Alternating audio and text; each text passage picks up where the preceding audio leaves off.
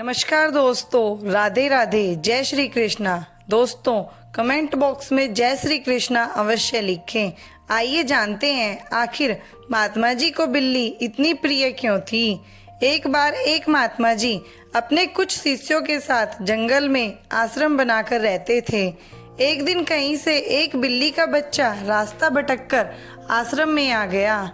महात्मा जी ने उस भूखे प्यासे बिल्ली के बच्चे को दूध रोटी खिलाया। वह बच्चा वहीं आश्रम में रहकर पलने लगा।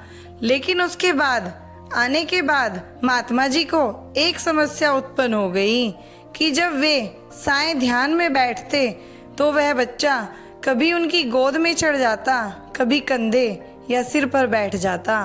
तो महात्मा जी ने अपने एक शिष्य को बुलाकर कहा, देखो, मैं जब शाम को ध्यान पर बैठूं उससे पूर्व तुम इस बच्चे को दूर एक पेड़ से बांध आया करो। अब तो यह नियम हो गया। महात्मा जी के ध्यान पर बैठने से पूर्व वह बिल्ली का बच्चा पेड़ से बांधा जाने लगा। एक दिन महात्मा जी की मृत्यु हो गई तो उनका एक प्रिय काबिल शिष्य उनकी गद्दी पर बैठा। वह भी जब ध्यान पर बैठता तो उससे पूर्व बिल्ली का बच्चा पेड़ पर बांधा जाता। फिर एक दिन तो अनर्थ हो गया। बहुत बड़ी समस्या आ गई कि बिल्ली ही खत्म हो गई। सारे शिष्यों की मीटिंग हुई।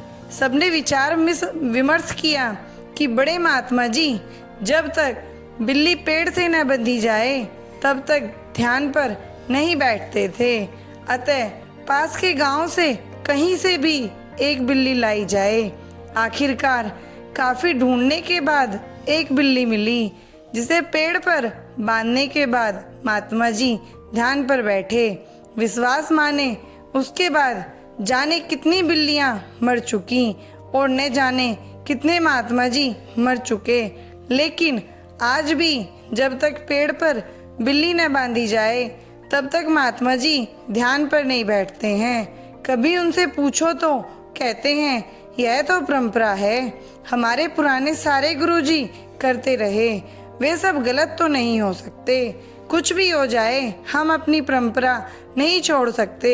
यह तो हुई उन महात्मा जी और उनके शिष्यों की बात, पर कहीं न कहीं हम सबने भी एक नहीं अनेकों ऐसी बिल्लियां पाल रखी हैं। कभी गौर किया है दोस्तों इन बिल्लियों पर?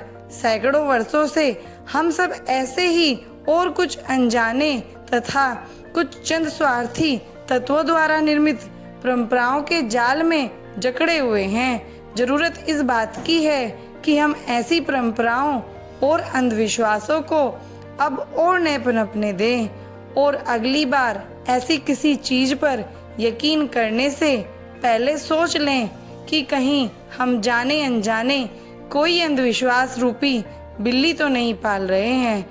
दोस्तों, अगर आपको मेरी ये कहानी अच्छी लगी हो तो प्लीज़ मेरे चैनल को लाइक करें, सब्सक्राइब करें, शेयर करें और कमेंट करें। धन्यवाद।